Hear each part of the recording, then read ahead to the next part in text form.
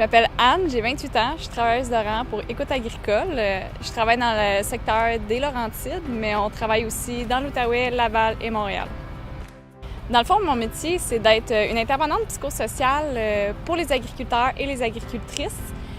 Finalement, ce que ça fait, c'est qu'on les aide au niveau de la santé psychologique. Donc, si quelqu'un se sent déprimé, stressé, vit des chicanes de famille ou encore a des idées suicidaires, bien, nous, on est là pour l'aider à s'en sortir dans tout ça. Un peu comme une travailleuse sociale dans une école qui va aider les jeunes, finalement, quand ils ont des problèmes quelconques. Moi, je suis intervenante de formation. Donc, en fait, j'ai fait une technique en intervention et délinquance. Dans le fond, je me suis spécialisée en santé mentale et en relations d'aide. Donc, pour être travailleuse de rang, ça prend des études, un diplôme professionnel, donc soit une technique, soit un baccalauréat, que ce soit en travail social, comme moi j'ai fait intervention délinquance ou encore psychoéducateur, etc. Si tu viens du milieu agricole, c'est sûr que c'est un gros plus, mais l'important finalement, c'est vraiment d'avoir une passion ou vraiment un grand intérêt pour le milieu de l'agriculture. On confond souvent le travailleur de rang au travailleur de rue. C'est pas tout à fait la même chose, en fait. La clientèle va être différente, puis notre travail va se ressembler un petit peu.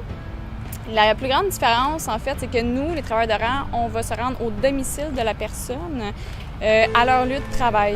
Donc, je crois que la clientèle n'est pas tout à fait la même non plus.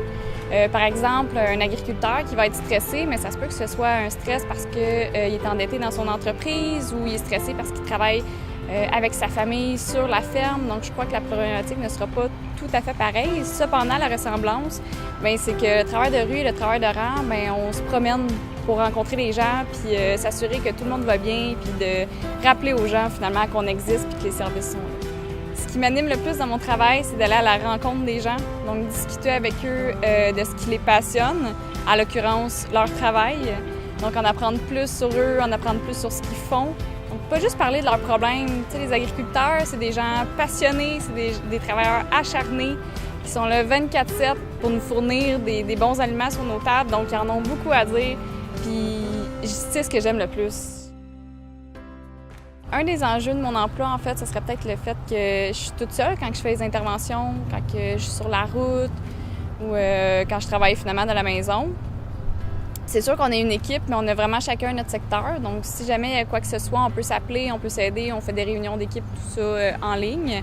Mais il faut vraiment que tu aies confiance en toi et confiance en tes interventions parce que finalement, tu es souvent tout seul. Moi, personnellement, j'aime être seule pour faire mes choses, mais ça peut être un enjeu pour certaines personnes. Mes tâches quotidiennes, en fait, ils varient de jour en jour parce que ça va vraiment dépendre de la température. La température va influencer le milieu agricole, donc va influencer aussi mon travail à moi. Par exemple, s'il mouille, bien, je vais probablement avoir plus d'appels des agriculteurs parce qu'ils vont prendre une pause des champs. Donc, je vais plus être au téléphone, je vais peut-être avoir plus de messages Facebook, de courriels et tout ça. Donc, peut-être plus un travail de bureau chez moi à la maison. Mais s'il fait super beau, bien, moi, je vais être sur la route.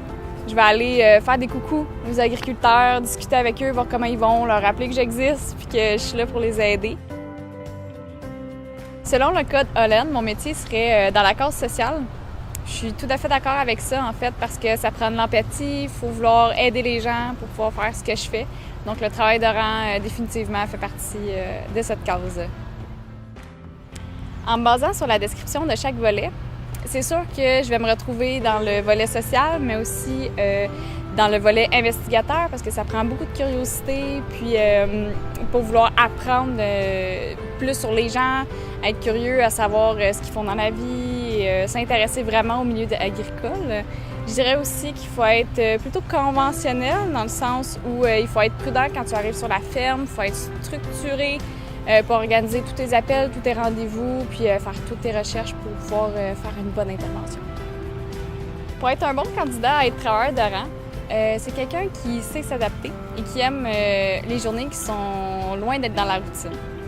Donc, une journée, tu vas faire une intervention, par exemple, dans un tracteur, comme une autre journée, bien, tu vas faire une intervention dans un resto, dans un milieu très neutre. Ça va être autant de la clientèle diversifiée, donc autant des jeunes, des personnes plus âgées, avec des problèmes tout autant diversifiés. Donc, tout ça, il faut que tu sois capable de le faire en étant solo, si on veut. C'est sûr que tu as une équipe, donc oui, il faut que tu saches travailler en équipe, mais il faut que tu sois très à l'aise et très confiant pour travailler finalement comme travailleur de rang.